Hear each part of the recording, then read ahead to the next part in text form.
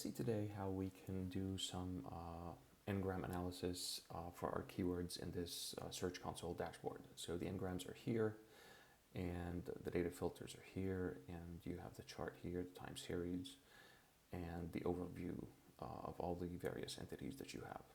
So the ngrams are, as you know probably, you have 1, 2, or trigrams. We'll see what this metric means, and we'll get into these in a moment. So let's go to, so bigrams means 2-word phrases, or the token consists of 2 words. This is ngrams are like 1 word. So the first thing you see here in the table is that this word appeared probably the most in the table,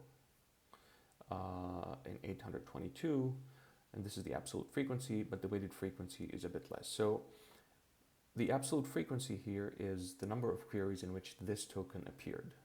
So in this period, under these filters, the word Python appeared in 828 of my queries.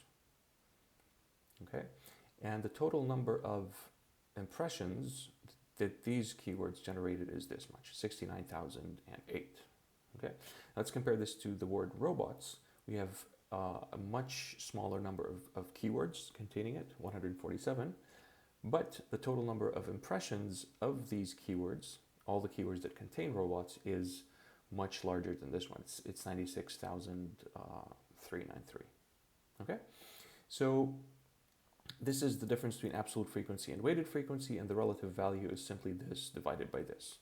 So the ratio of these, so the per appearance value. See, so Python appears in many keywords, but the total is not so high, so its relative value is low, and the opposite is with the word robots. Okay, so the next thing we can do is, now this report is for the aggregate throughout the whole period, okay? But what about the trends? Did it go up? Did it go down? Did something change? All you have to do is just click on the ngram that you want, and you'll see the trend for this ngram.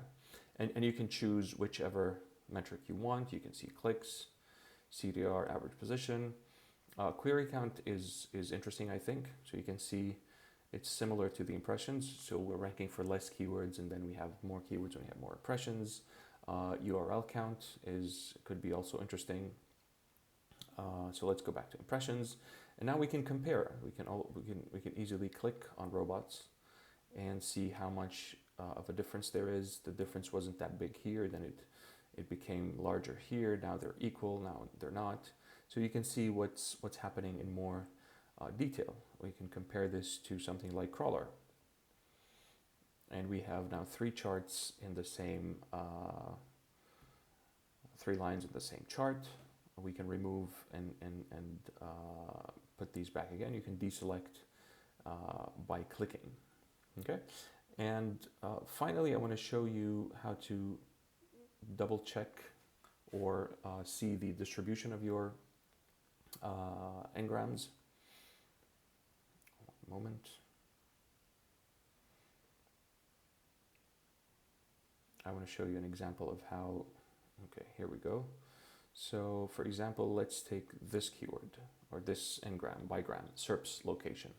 Now we see here we have 3 keywords that contain this, and the total number of impressions is 6056. So we can go to the overview, query. What was this? SERPs location. We can search for SERPs location, and indeed we see 3 keywords. And let's calculate the total. We have 4555 plus 1216 plus 285, and the total is 6065.